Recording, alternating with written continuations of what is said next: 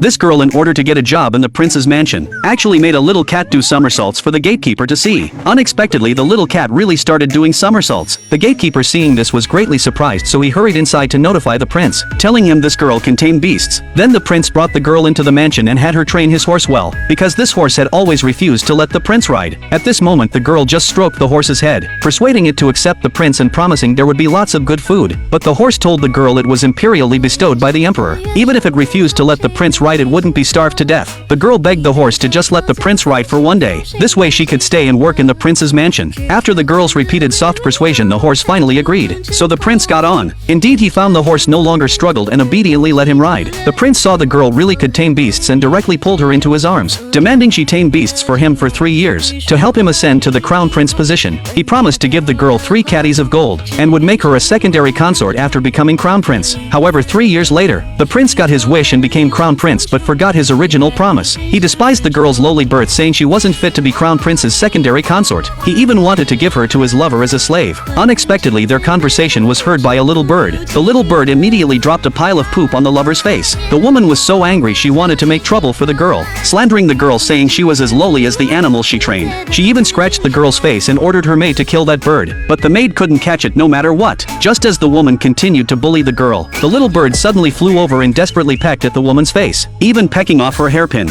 Only when the crown prince arrived did the little bird stop. The woman immediately falsely accused the girl, saying she controlled the bird to attack her. The crown prince had always looked down on the girl and, without asking why, punished her with 3 days confinement. The little bird was also handed by the crown prince to his lover to deal with. Just when the girl was taking the little bird over, she seized the chance to set it free. The crown prince was furious and ordered the girl to be beaten 20 times. The girl never imagined the crown prince would be so heartless. This also made her completely believe the little bird's earlier warning. It turned out the crown prince had long planned to give her to that woman as a slave. Just when the girl's injuries were serious, the little cat she had once saved appeared with herbal medicine. It turned out the little cat was brought into the palace by its owner, and smelling the girl's scent, ran over to visit. The girl now only had the little cat to talk to, so she told the little cat she wanted to leave here and go to a quiet place. Later, after the little cat left, the girl took out the 3-year agreement with the crown prince. Back then he had promised her gold and the secondary consort position. Now she had gotten the gold and was completely disheartened. And just then the crown prince pretended to come visit the girl, actually wanting her to do one last thing for him. At the emperor's birthday banquet, make all animals bow to the emperor to please him. The crown prince said he would then conveniently make the girl a secondary consort, but the girl saw through at a glance that he wanted to get rid of her after the banquet ended. The girl agreed on the surface to avoid the crown prince's suspicion. She knew to leave the palace she could only act when security was loosest at night. Just as the girl was worrying about how to get a city exit pass, the little cat actually brought its owner over. With the little cat's introduction, they quickly got acquainted. Hearing the girl's request, the man said getting a city exit pass was extremely easy. Soon it was the day before the birthday banquet. The girl packed her bags and prepared to escape.